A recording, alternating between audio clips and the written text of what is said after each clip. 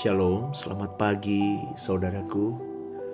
Renungan Suara Kebenaran 28 Januari 2024 dengan tema keputusan yang salah.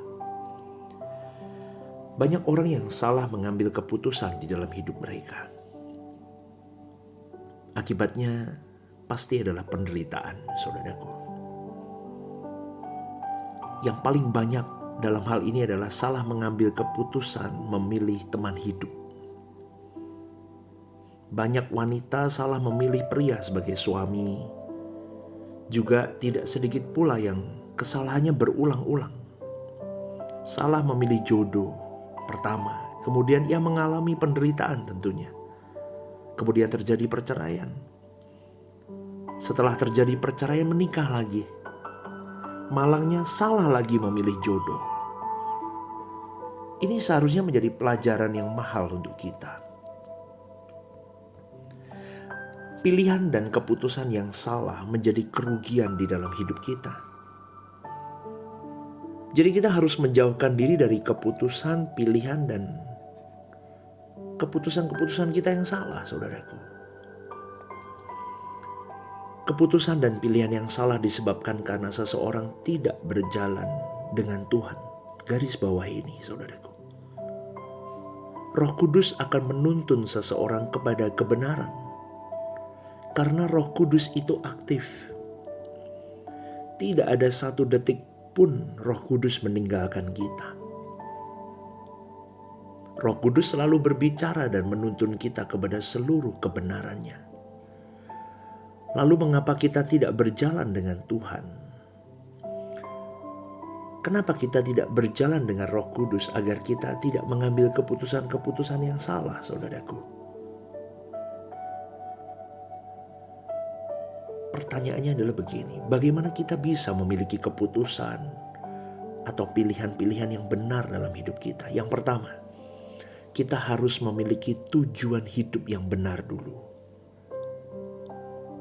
Kalau tujuan hidup seseorang salah, maka kesalahan itu akan mewarnai seluruh keputusan yang dia pilih. Tujuan hidup kita hanya satu, Tuhan dan kerajaannya. Itu fokus kita, itu proyeksi kita. Harus dan tidak boleh digantikan, saudaraku.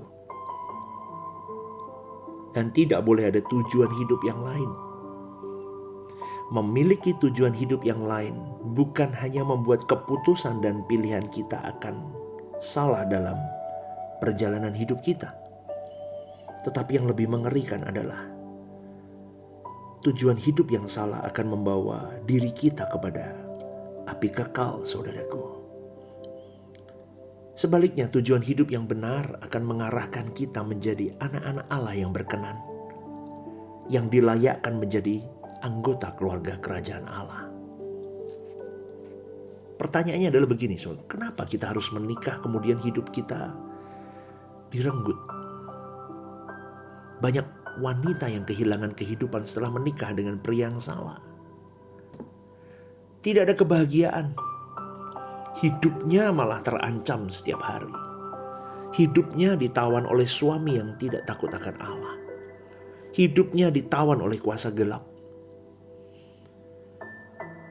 Namun kalau ia memiliki tujuan hidup yang benar, maka ia akan melihat apakah yang akan menjadi teman hidupnya itu seseorang yang bisa diajak bertumbuh bersama di dalam Tuhan. Bisa mencapai tingkat kedewasaan rohani dan menuju kepada kerajaan Allah. Jadi saudaraku, dalam mengambil keputusan dan pilihan harus didasari kuat, yaitu Tuhan adalah tujuanku. Kerajaan surga adalah arah tujuan hidupku. Itu tidak boleh digoyang lagi. Kalau tujuan kita sudah itu, saudaraku, maka kita akan selalu mempertimbangkan keputusan, pilihan, semua dalam hidup kita berdasarkan perasaan Tuhan. Kita akan bisa berkata dalam hati kita, apakah dengan keputusan ini aku menyenangkan Tuhan? Semua hal, saudaraku, bukan hanya soal jodoh. Banyak orang bersikap terhadap orang lain tanpa mempertimbangkan perasaan Allah. Kita tahu loh membenci itu salah. Tetapi karena memang kita tidak menghormati Tuhan dan kita tidak menjadikan Tuhan sebagai tujuan, maka terus saja kita bisa membenci orang lain tanpa mempertimbangkan bahwa kebencian tersebut akan menyeretnya ke dalam api kekal. Saudaraku, jagalah perasaan Tuhan. Bukan untuk memuaskan dirimu sendiri. Jangan untuk memuaskan perasaanmu sendiri. Hidup orang-orang seperti ini akan terpelihara oleh Allah secara khusus kalau dia memperhitungkan setiap jengkal hari hidupnya.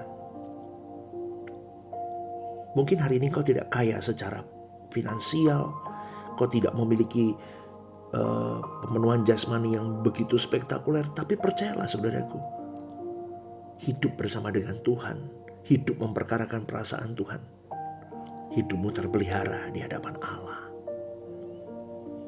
Hidup yang diberkati, hidup yang terlindungi sampai di kekekalan, itu berlaku bagi orang-orang yang sungguh-sungguh menjaga perasaan Tuhan. Poin yang kedua, saudaraku, kau harus memiliki kepekaan. Kau harus memiliki kepekaan supaya engkau bisa memilih pilihan-pilihan dan keputusan-keputusan yang kau ambil dengan benar.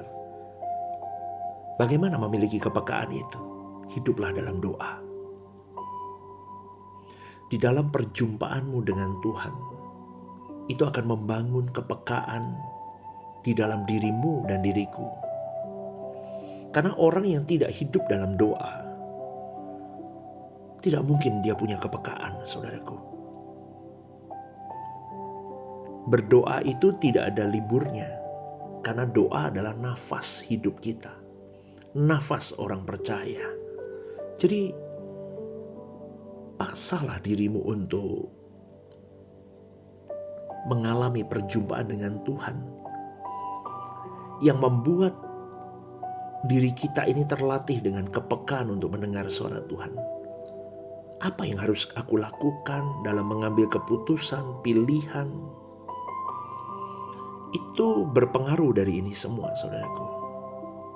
Maka dari renungan ini saya kembali mengingatkan kepada siapapun yang mendengarkan pada pagi hari ini, sediakan waktumu untuk berdoa secara pribadi, saudaraku.